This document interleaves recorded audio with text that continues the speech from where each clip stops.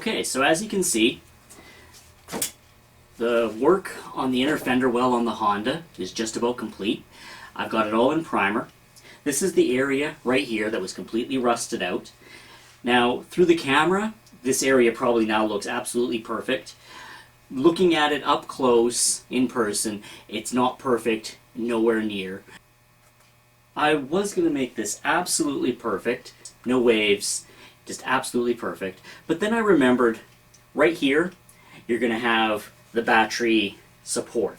And then you're going to have the battery tray, the battery, the windshield washer fluid, the overflow for the rad, all that wiring, all kinds of stuff goes in here.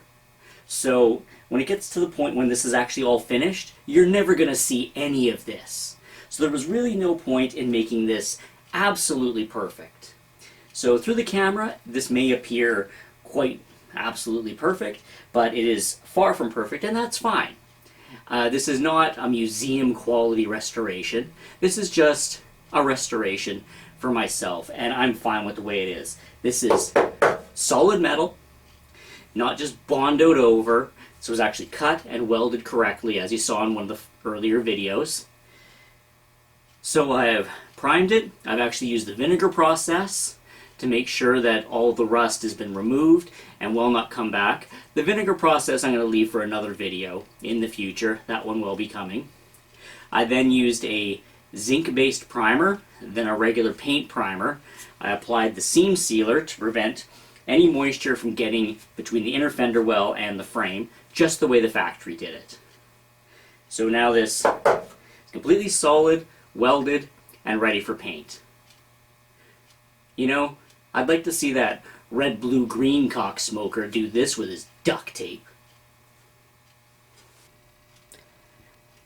I ended up needing to take the Honda apart further than I originally had intended. As you can see, this is a waterfall of wires. And there was also some additional rust on the firewall. There's actually two parts here. There is the firewall, and this is sort of a filler panel. Right here, they are actually attached, welded, and seam sealed.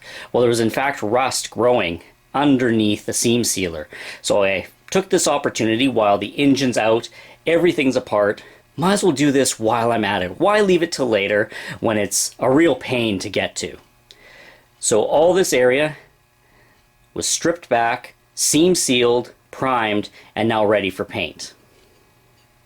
It seemed to be wherever I looked there was additional little spots of rust here and there, and rather than have to go through the whole process of cutting, welding, and refinishing this entire panel, I figured get to these little rust spots now before they become big rust spots. And while everything's out, this is the time to do it. It's easy to get to. Don't be lazy. Just do it now. You'll thank yourself later. And the engine for the Honda, completely reassembled. This engine is now ready to go, ready to be dropped back in and fired up. I've set the timing with the timing belt. I've set the ignition mechanically. It will be set up with a timing light later, but right now I set it up initially mechanically, which means lining up the crank pulley to the number 1 cylinder. So this engine should fire up first hit. And once the engine's all installed and ready to roll, then I can set the timing and everything else correctly. I haven't put in the carburetor or any components like that. You don't want to break these things while installation. So I may re-pull the distributor just for installation purposes. So now I can't hardly wait to get this engine back in and see how she sounds. Should sound just like a brand new 1983 Honda 1500.